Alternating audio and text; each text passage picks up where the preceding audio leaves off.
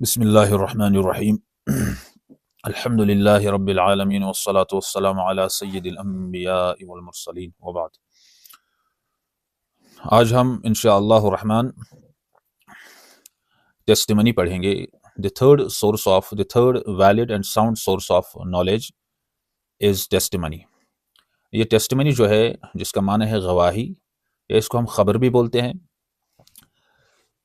यहाँ टेस्टिमनी बताएंगे। टेस्टिमनी के नाम से इसको पुकारा जाता है, या गवाही के नाम से उर्दू में, या हम खबर के नाम से इसको पुकारते हैं, कभी विटनेस कहते हैं, वगैरह वगैरह। तो it is just a statement. तो ये टेस्टिमनी जो है, it is also a valid source of knowledge considered both in the western literature as well as in the eastern literature, in the Islamic literature. Islamic literature में तो इसकी बहुत यानी Islamic literature में इसको बुनियादी हैसियत हासिल है। वेस्टर्न लिटरेचर में भी इसको कबूल किया जाता है कुछ शराइत के साथ, अलबत्ता कबूल किया जाता है, मगर मगरबी दुनिया ने इसको बहुत देर तक छुपा के रखा। यानी जो रेनेसेंस स्कॉलर्स थे, जिनमें डेविड ह्यूम है या थॉमस रीड है या बाकी स्कॉलर्स है, उन्होंने इस यानी टेस्टिमनी को वैलिड सोर्स ऑफ नॉलेज कहा है, कुछ कंडीशंस के साथ, कुछ शराइत के साथ। हम जो मुसलमान हैं, हम भी टेस्टिमनी को वैलिड सोर्स ऑफ नॉलेज मानते हैं, मगर हम भी कुछ शराइत और कुछ कंडीशंस इसके लिए रखते हैं। हम हर एक ही टेस्टिमनी को वैलिड और साउंड नहीं मानते हैं। हमारे यहाँ भी कुछ कंडीशंस और कुछ शराइत है, बल्कि ऐसी शराइत और ऐसी कंडीशंस हैं जो वेस्टर्न लिटरेचर में पॉसिबल ही नहीं है, उससे बहुत बुलंद है, बहुत ऊपर, बहुत बुलंद, हाईएस्ट स्टैंडर्ड जो भी पॉसिबल हो सकता है। Muslims do have that standard. Western literature में वैसा स्टैंडर्ड नहीं है। They have a particular way of looking at the information, a particular way of looking at the testimony, and in the light of that they have set certain standards and certain parameters and certain conditions for analyzing and evaluating the truth value of the testimony, its acceptance level and its certainty। मगर वो जो उनका एक particular एक perspective है, और हम जो है मुसलमान जो है वो एक होलिस्टिक मैनर में इसको देखते हैं। मगरिब में चूंकि रेनेसेंस की वजह से जो एम्पिरिसिज्म बहुत हावी हो गया, तो वो ज्यादा उसको उसी तनाजुर में देखते हैं। एम्पिरिकल जो उनके पास डिवाइसेस है, एम्पिरिकल जो उनके पास नॉलेज डिवाइसेस है, इवेलुएटिव टेक्निक्स हैं, जो एनालाइजिंग टेक्निक्स हैं, तो उसके जरिए से ही वो इसको चेक करते हैं। मगर हमारे यहाँ दोनों हैं। हमारे यहाँ बहुत एम्पिरिकल टेक्निक्स भी है, हमारे यहाँ रैशनल टेक्निक्स भी है, और हमारे यहाँ एथिकल टेक्निक्स भी हैं। तो उनके यहाँ ज्यादातर एम्पिरिकल टेक्निक्स पर यानी फोकस है, हालांकि वो भी बाकी चीजों को मानते हैं, मगर ज्यादातर फोकस उनका एम्पिरिकल टेक्निक्स पर ही है।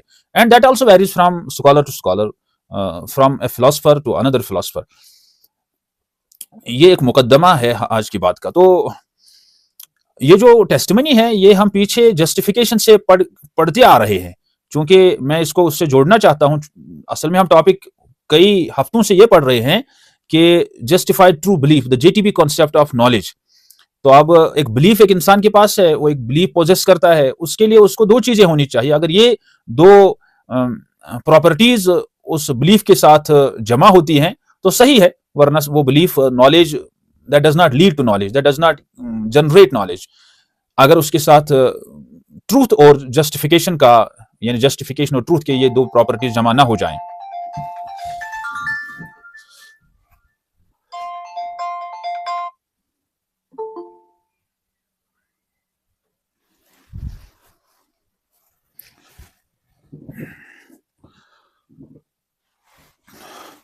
तो अगर ये जो क्या कहते हैं इनको पैरामीटर्स, ये दो प्रॉपर्टीज बिलीफ के साथ जमा ना हो जाएं, तो फिर वो नॉलेज नहीं बनती है। अब वेस्ट में और हम में क्या फर्क है, जैसा कि मैंने अर्ज किया इससे पहले भी, कि ट्रूथ को जज करने के उनके बहुत सारे थ्योरीज है। हमारे यहाँ ज्यादा जो है कॉरस्पॉन्डेंस थ्योरी को ही फंडामेंटल्स में माना जाता है, इसलिए हमारे यहाँ यूनिफॉर्मिटी है और उनके यहाँ बहुत डाइवर्जेंस है, और उसकी वजह से उनके यहाँ गेटियर प्रॉब्लम्स अराइज होती हैं कि कभी कभी बात जो होती है ना, उसकी जस्टिफिकेशन भी मिलती है, मगर वो गलत होती है। That does not lead to generation of knowledge, वो फेल होती है। मसला ये होता है कि उसका ट्रूथ वैल्यू कमजोर होता है। वो प्रैग्मेटिक थ्योरी से वो उसका ट्रूथ वैल्यू देखते हैं, या कोहेरेंस थ्योरी से ट्रूथ वैल्यू देखते हैं, नतीजा ये निकलता है कि उसका ट्रूथ वैल्यू बहुत ही कमजोर होता है। या उनके यहाँ ट्रूथ वैल्यू तो उन्होंने कॉरस्पॉन्डेंस थ्योरी से देख लिया, मगर जब जस्टिफिकेशन पर वो आते हैं तो जस्टिफिकेशन वो इंडक्टिव मेथड से करते हैं। यानी जस्टिफिकेशन के लिए हम सोर्स ऑफ नॉलेज को देखते हैं, एक तो फाउंडेशनलिज्म थ्योरी को देखते हैं जो बहुत ही बेहतरीन थ्योरी है, या फिर उसके बाद हम कोहेरेंटिज्म को देखते हैं। कोहेरेंटिज्म फिर से एक वीकर थ्योरी है जस्टिफाई करने के लिए किसी चीज को प्राइमरी लेवल पर। सेकेंडरी लेवल पर तो कोहेरेंस थ्योरी ठीक है, बट प्राइमरी लेवल पर कोहेरेंस थ्योरी यूज करना बहुत ही डेंजरस है। It does not lead to general, इससे बहुत बड़ी प्रॉब्लम होती है कि एक चीज जस्टिफाई होता ही नहीं है। कभी कभी हमें ये लगता है कि ये बिलीफ जो है कोहेरेंट है, इसमें लॉजिकल एंटेलमेंट है, इसमें कंसिस्टेंसी है, ये दूसरे बिलीफ के साथ हाईली कंसिस्टेंट है, कोहियर करता है, बहुत ही मरबूत है, मगर आपस में वो जो बिलीफ्स होते हैं वो कॉन्ट्राडिक्टरी भी हो सकते हैं। यानी आपस में जो सेकेंडरी बिलीफ्स हो सकते हैं वो गलत हो सकते हैं, आपस में वो डिफरेंट होंगे, मगर प्राइमरी बिलीफ के साथ वो सब कोहियर करते हो, कंसिस्टेंट हो। मगर ऐसा भी मुमकिन है कि प्राइमरी बिलीफ ही गलत हो, और जब प्राइमरी बिलीफ गलत है जिसकी रोशनी में हम सेकेंडरी बिलीफ को जज करते हैं, तो सेकेंडरी बिलीफ तो ऑटोमेटिकली गलत हो गया जब प्राइमरी गलत है। तो इसी तरह से यानी वो कोहेरेंटिज्म थ्योरी को लेते हैं। उसके बाद दूसरा तरीका है जस्टिफाई करने का, वो है हम सोर्सेज ऑफ नॉलेज की तरफ देखते हैं, जो दूसरा एक डिबेटेबल इशू है वेस्टर्न फिलॉसफी और एथिस्ट्स और हमारे दरमियान, मुसलमानों के दरमियान या एथिस्ट्स के दरमियान। फिर उस चीज में हम क्या देखते हैं, हमारे यहाँ 3 सोर्सेज ऑफ नॉलेज हैं जो वैलिड है, जो वेस्ट के यहाँ भी वैलिड है और हमारे यहाँ भी वैलिड है। अब वेस्ट में प्रॉब्लम यह है कि कुछ स्कॉलर सिर्फ एम्पिरिकल एविडेंस को मानते हैं और कुछ स्कॉलर्स सिर्फ रैशनल एविडेंस को मानते हैं। कुछ स्कॉलर्स एम्पिरिकल एविडेंस को डोमिनेंट, यानी उस पर ज्यादा फोकस देते हैं, उसको डोमिनेंट मानते हैं, और कुछ रैशनल एविडेंस को डोमिनेंट मानते हैं। तो कुछ दोनों को मानते हैं, और कुछ के यहां तीसरा सोर्स ऑफ इंफॉर्मेशन भी वैलिड है। एक साइड से एम्पिरिकल इंफॉर्मेशन है, दूसरी साइड से टेस्टिमोनियल सोर्स ऑफ इंफॉर्मेशन भी वैलिड है। मगर जब वो टेस्टिमोनी को रिड्यूस करते हैं, वो टेस्टिमोनी को एम्पिरिकल एविडेंस की बुनियाद पर ही परखते हैं, उसको रिटर्न करते हैं, they return that to the empirical justification. कि आपके पास कोई टेस्टिमोनी मिल गई तो उसको फिर वेरीफाई किया जाता है, उसको एम्पिरिकल एविडेंस के जरिए चेक किया जाता है। तो कुछ के यहां वो रैशनल तरीके से उसको चेक करते हैं, कुछ के यहां वो उसको एथिकल स्टैंडर्ड्स के जरिए चेक करते हैं, और हमारे अल्हम्दुलिल्लाह एक कॉम्प्रिहेंसिव मेथोडोलॉजी है कि हम टेस्टिमोनी को तीनों तरीकों से देखने की कोशिश करते हैं, depending upon the nature of testimony, depending upon the information that is about what. अब जो इन्फॉर्मेशन हम रिसीव करते हैं टेस्टिमोनी के जरिए से, वो किस चीज के बारे में है। अगर वो किसी एम्पिरिकल चीज के बारे में है जिसको हम एम्पिरिकल वेरीफाई कर सकते हैं, then we should go for the empirical verification, empirical justification. अगर हम उसको रैशनली एम्पिरिकल वेरीफाई नहीं कर सकते, वो एक एम्पिरिकल चीज के बारे में इंफॉर्मेशन है ही नहीं, वो एक रैशनल चीज के बारे में इंफॉर्मेशन है, वो एक मेटाफिजिकल चीज के बारे में इंफॉर्मेशन है, वो एक नॉन फिजिकल डोमेन के बारे में इंफॉर्मेशन है, वो इमटेरियल डोमेन के बारे में इंफॉर्मेशन है, तो फिर हम उसको रैशनली जज करते हैं, फिर हम उसको रैशनली देखते हैं, रैशनल फैकल्टी से, डिडक्टिव लॉजिक से। तो फिर वहां पर हम डिडक्शन यूज करते हैं, and that deduction most of the time leads to certain knowledge. अब डिडक्शन को अगर हम केयरफुली यूज करें, वेदर डिडक्टिव जो लॉजिक है, चाहे उसमें बेसिक जो डिडक्टिव मॉडल है, कैटेगोरिकल लॉजिक जिसको हम कहते हैं, कैटेगोरिकल साइलोजिज्म, जैसा कि मैंने उसकी मिसालें बहुत सारी अर्ज की, एक मिसाल में फिर से रिपीट करता हूं, जैसे all human beings are mortal, A is human being and therefore A is mortal. ये एक कैटेगोरिकल साइलोजिस्टिक स्ट्रक्चर है। और इसके बाद जो बाकी जो कुरान ने ज्यादातर जो यूज किया है वो है मोडस पोनेनस एंड मोडस टोलेनस। ये वाला जो लॉजिकल स्ट्रक्चर है, हालांकि कुरान ने और भी लॉजिकल स्ट्रक्चर्स यूज किए हैं और भी आर्गुमेंट स्ट्रक्चर्स यूज किए हैं जो रैशनल फैकल्टी के साथ ताल्लुक रखते हैं, मगर ज्यादातर कुरान ने modus ponens and modus tollens का स्ट्रक्चर ही यूज किया है। And this modus ponens and modus tollens leads to certain conclusive statement. Conclusion इससे हमें हासिल होता है, ऐसा कंक्लूजन जिसमें पानी या कशीर पर चवनन आप तरन आत्मस गुंजाइश किया, provided we use that logic carefully, sometimes as I told you that sometimes deductive logic also deceives us, but we need to fix the problem. अब वो क्या है, वो तो जो एतराज करने वाले हैं वो अगर एतराज लेके आए तो ठीक है, वो अगर हमारे डिडक्टिव लॉजिक में हमारे मोडस पोनेंस और मोडस टोलेंस जो कुरान ने एक फितरी लॉजिक इस्तेमाल किया है उसमें कहीं वो प्रॉब्लम्स निकाले तो ठीक है, हम जवाब देंगे, मगर वैसी कोई प्रॉब्लम उसमें नहीं है। तो ये मुझे अर्ज करना था इस पर कि अगर हमारे यहाँ प्रेमिसेस जो है मोडस पोनेंस और मोडस टोलेंस में अगर हमारी प्रेमिसेस ठीक है और फिर हम स्ट्रक्चर को प्रॉपर्ली फॉलो करते हैं, then what we get a sound, a valid argument, and we get a certain, a conclusive, a factually true conclusion, a certain, a conclusive and a factually true conclusion. इससे top most information कोई नहीं है rational faculty में। Rational faculty के हिसाब से इससे top level information, highest level of information, correct information नहीं हो सकती है पूरे दुनिया के लिटरेचर को अगर हम खंगाले। क्योंकि दिस इज, अब किसी जो आज नए आए होंगे ना, उनके लिए बहुत मुश्किल होगा कि हम क्या गुफ्तगू कर रहे हैं। हाँ, जिसने हमारे पिछले लेक्चर को सुना होगा और उस पर थोड़ा सा गौर किया होगा, तो हम इसको उसी के साथ इस वक्त रिकनेक्ट करने की कोशिश करते हैं। तो ये हमारा तरीकाकार है कि वहां वेस्ट में प्रॉब्लम ये होती है कि वो फिर जस्टिफिकेशन में, अगर वो जस्टिफिकेशन में एम्पिरिकल एविडेंस को लेंगे और एम्पिरिकल एविडेंस में कहीं प्रॉब्लम हो गई है और नतीजा ये निकलेगा कि उनकी जस्टिफिकेशन वीक होगी और ये जो बिलीफ है उसमें उनके साथ ट्रूथ वैल्यू भी है, जस्टिफिकेशन भी है, मगर जस्टिफिकेशन चूंकि प्रोबेबल है, या उन्होंने इंडक्टिव लॉजिक इस्तेमाल किया, इंडक्टिव वे ऑफ नोइंग इस्तेमाल किया, इंडक्टिव वे ऑफ जस्टिफिकेशन इस्तेमाल किया, जिसको हम आर्ग्यूमेंट ऑफ इंडक्शन कहते हैं, उससे भी प्रोबेबिलिस्टिक कंक्लूजन हासिल होते हैं। नतीजा निकलेगा वहां पर भी जो वो जस्टिफाई किसी चीज को कर रहे हैं वो प्रोबेबली जस्टिफाई कर रहे हैं, वहां भी नतीजा निकलेगा कि that also may not lead to knowledge. इसीलिए साइंस की जो इंफॉर्मेशन है, दैट साइंटिफिक कंक्लूजन वो बदलते रहते हैं। एक जमाने में कुछ साइंस कुछ कहता है, दूसरे जमाने में फिर कुछ कहता है, वो चलता रहता है। 5-6 सदियों को अगर हम देखेंगे उसमें कितनी चेंज आ गई साइंस में। सिर्फ अगर 5-6 सदियों को देखेंगे, 14th-15th सेंचुरी से अगर इन 5 सदियों को हम देखेंगे तो बहुत ज्यादा चेंज आ गई साइंस में। अगर फिर ग्रीक से देखेंगे पिछले 2000 साल में, तो फिर तो पूरा साइंस ही बदल गया। अभी साइंस क्यों बदल गया, इसकी क्या प्रॉब्लम है? हम उसी पर खड़े हैं जिस पर हम आज से यानी आदम अलैहिस्सलाम के जमाने में जिस चीज पर हम खड़े थे, हम उसी पर खड़े हैं। जिस चीज पर हम मूसा अलैहिस्सलाम के जमाने में खड़े थे, उसी चीज पर हम खड़े हैं आज भी। हम नबी अलैहिस्सलाम के जमाने में जिस चीज पर खड़े थे, हम उसी चीज पर आज भी खड़े हैं। हम किसी एक चीज को बदलने के लिए हमें कोई जरूरत नहीं है। तैयार नहीं होना कि हम ये नहीं कह सकते कि हम बदलने के लिए तैयार नहीं है, बल्कि हमें बदलने की जरूरत ही नहीं है, क्योंकि हम जिस चीज पर हमारी बुनियाद है वो एक सर्टेन नॉलेज है, वो एब्सोल्यूट नॉलेज है, वो ऑब्जेक्टिव नॉलेज है। उसमें कहीं कोई जोल नहीं है, कोई वीकनेस नहीं है, कोई प्रोबेबिलिज्म नहीं है। अब हम जो जस्टिफिकेशन के लिए यूज करते हैं, जो प्राइमरी हमारा पैराडाइम है, उसके लिए हम ज्यादा डिडक्शन यूज करते हैं या सर्टेन टेस्टिमनी यूज करते हैं, सर्टेन ऑब्जेक्टिव टेस्टिमनी। आज हम इंशाल्लाह इसी टेस्टिमनी को पढ़ेंगे। This is the third valid and sound source of information, third valid and sound source of knowledge that is used for justification of a particular belief when we do not have an empirical evidence or we do not have a direct rational evidence.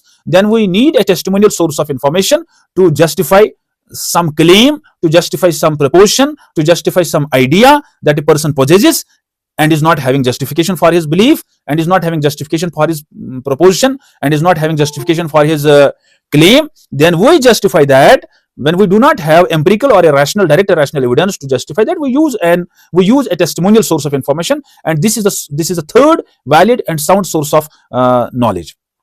अभी मैं अर्ज करता हूं, चलो मैं slide share करता हूं, शायद आप मेरी बातों से बोर भी हुए होंगे कि अब मैं असल में इसको पिछले दुरूस के साथ कनेक्ट करना चाहता था।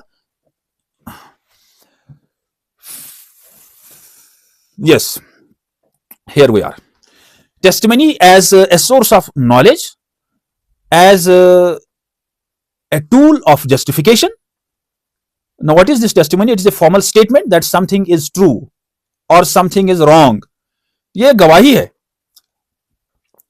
अब टेस्टिमनी हमारे यहां ये जो खबर है, जिसको हम खबर सादिक कहते हैं, हमारे यहां जो खबर है, जो टेस्टिमनी है, वो कब वैलिड सोर्स ऑफ इंफॉर्मेशन बनती है? तो जब मैंने पिछले यानी 2023 में पढ़ाया तो मैंने ये 4 कंडीशंस लिखी हैं इसके लिए। तो फिर मैंने अपने उस्ताद से इसको डॉक्टर यासिर नदीम अलवाजी साहब से शेयर किया, तो वो बहुत खुश हो गए। तो ये 4 कंडीशंस हमने इसके लिए सेट की है। अब चूंकि मैंने इनको जमा किया है मुख्तलिफ खुद यानी एक्सरसाइज करके, इस पर कहीं से डायरेक्टली इनको मैंने नहीं पढ़ा है, ना कहीं से डायरेक्टली ये दी हुई थी। तो then I shared it with my teacher and अल्हम्दुलिल्लाह he authenticated it. Number 1 is the reporter must be sincere, truthful and trustworthy.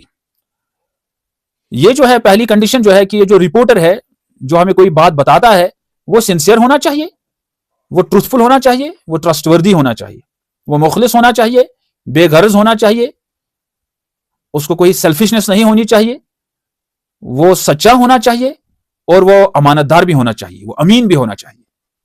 पहली कंडीशन ये है। दूसरी condition, he must be free from sensory and mental defects.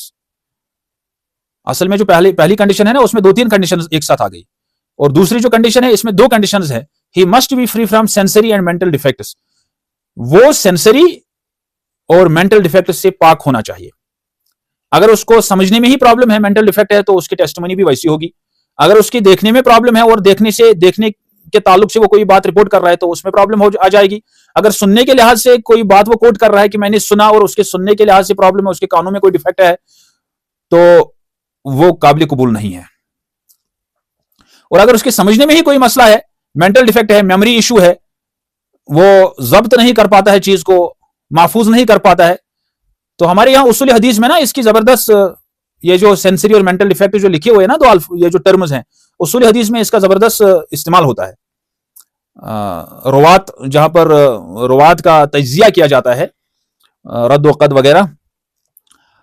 Number 3 is there must be coherence in his testimonies. अब उसकी जो testimonies हैं उन testimonies में इंटरनल कोहेरेंस होनी चाहिए, वो मरबूत होनी चाहिए। And fourth condition is the news must not contradict the necessary logic. एक तो वो इंफॉर्मेशन जो है वो आपस में एक दूसरे के साथ कंट्राडिक्ट ना करें, कोहियर करनी चाहिए, कॉन्सिस्टेंट होनी चाहिए एक दूसरे के साथ, एक दूसरे के मजमून को कॉन्ट्राडिक्ट ना करें कि एक बार एक बात कह रहा है, दूसरी बात कह रहा है। आपस में की बातें ही यानी अपनी ही बातें कंट्राडिक्ट कर रही है एक ही मौजू के बारे में। तो और चौथी बात जो है वो ये कि उसकी बात, कोई भी बात नेसेसरी लॉजिक को कॉन्ट्राडिक्ट नहीं करना चाहिए। नेसेसरी लॉजिक का मतलब कि जो अकल है ना इंसान की, अकली कतईया, अकली जो इंसान की अकल है और अकल सलीमा जो है, और अकल से जो कंक्लूजन हमें सटनली हासिल होता है डिडक्शन के जरिए से, उसके खिलाफ नहीं होना चाहिए। जैसे ये एक कंक्लूजन है यहां पर 2 + 2 = 4, एक मिसाल है। तो इस तरह की किसी अकली नतीजे के खिलाफ उसकी बात नहीं होनी चाहिए। इसलिए हम जब उसूल हदीस को पढ़ते हैं और उसूल हदीस में इस बात को पढ़ा जाता है, और इब्न जौजी रहमहुल्लाह की भी यही बात है कि जब कोई बात अकल के खिलाफ आती है, और वहां मुराद यही है ऐसी अकल कि जहां नेसेसरी लॉजिक होगा, जहां अकल में सर्टेनिटी होगी, तो उस वक्त उस वाली बात को हदीस में उसमें मजीद गौर फिक्र किया जाता है। फिर उसमें बहुत सारे उसूलों की बुनियाद पर या तो उसकी तावील की जाती है, या फिर उसको सस्पेंड किया जाता है, मरजू करार दिया जाता है, वगैरह वगैरह बहुत सारे तरीके हैं। फिर खैर वो अहले इल्म का एक अलग डोमेन है। फिर ये बातें समझ में आ गई, इतनी ये 4 बातें कि number 1 is that the reporter must be sincere, truthful and trustworthy. Number 2 is he must be free from sensory and mental defects. Number 3 is his statements must cohere, they should not be contradictory with one another. Number 4 is that his statements, his testimonies must not contradict the necessary logic.